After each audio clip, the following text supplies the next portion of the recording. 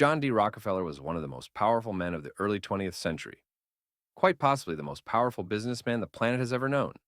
He was extremely wealthy, and his company, Standard Oil, was a giant conglomerate that no one could match. And that's what finally broke his neck, because if there's one thing the otherwise capitalist United States doesn't like, it's giant monopolies.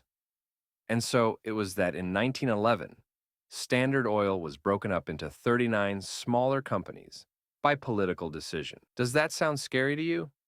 Then know that a similar issue is on the table today.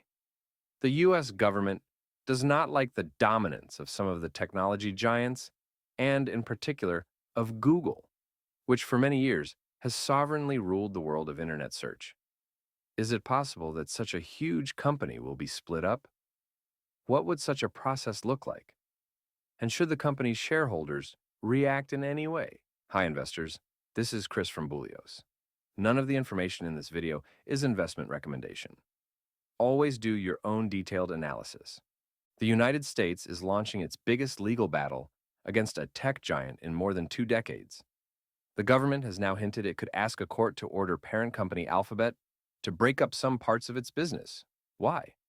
According to Washington, Google maintains its illegal position thanks to its monopoly in online search, which threatens fair competition.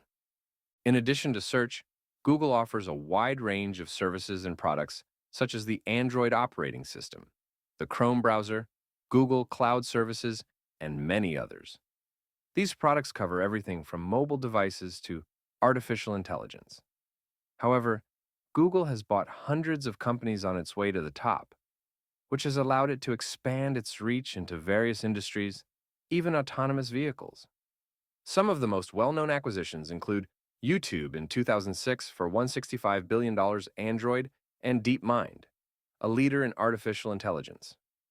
With a market value of over $2 trillion, Google is not only a technology giant, but also one of the biggest players in the world's financial markets. Find out if it's a fair award in the video below. Despite its size and success, the company is under constant scrutiny from regulators over allegations of monopolistic behavior and privacy violations.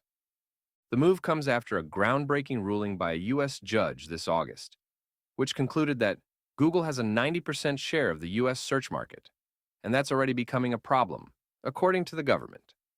Is this the beginning of the end of Google's dominance as we know it?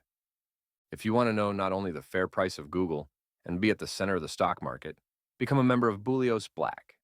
Plus, you get detailed stock analysis, news on portfolio companies, or a portfolio P tracker with dividend calendar. Google, the giant that dominates internet search, is coming under enormous pressure. The US government wants to force the tech powerhouse to break up its business, not just because of its monopoly on online search, but also because that dominance could interfere with the fast-growing artificial intelligence sector. The US Justice Department has warned that Google has long used its powerful position to control the way people search for information. And now the US is trying to prevent that control from continuing in the AI sector, which it says could threaten fair competition in that area as well. This is a story that is just beginning. We'll continue to monitor the situation, so subscribe and ring the bell so you don't miss any more news from the world of stocks. What exactly does this mean? One suggestion is to end the payments that Google makes to ensure that its search engine is pre-installed or set as the default on new devices. In 2021 alone, Google spent $26.3 billion to maintain its default position on phones and browsers, giving it a massive advantage over competitors. Google, of course, is fighting back. The company claims that its search engine is chosen by users because of its quality, and that it faces stiff competition from companies like Amazon and other search engines. Moreover, it considers the government's proposals radical and warns that they could distort the market and hamper innovation. The future of artificial intelligence is also at the heart of the debate. The Department of Justice could seek to ensure that Google's competitors have access to the data and models that Google uses for its search engine and AI-assisted features. The move could revolutionize the AI market, but Google warns of the danger that government interference could disrupt investment and innovation in this key technology sector. What's the next step? The Justice Department will submit its detailed proposal to the judge by November 20th, while Google has until December 20th to come up with its own proposals for a solution. This battle isn't just about search, it's about the future of the tech industry as a whole. Google may soon find itself in the same place where Microsoft stood more than 20 years ago, at the heart of one of the biggest antitrust cases of modern times. In a key verdict, U.S. District Judge Amit Mehta said there was no evidence that any of Google's competitors influenced its pricing decisions, which allowed the company to achieve dramatic revenue growth and maintain high and stable profits.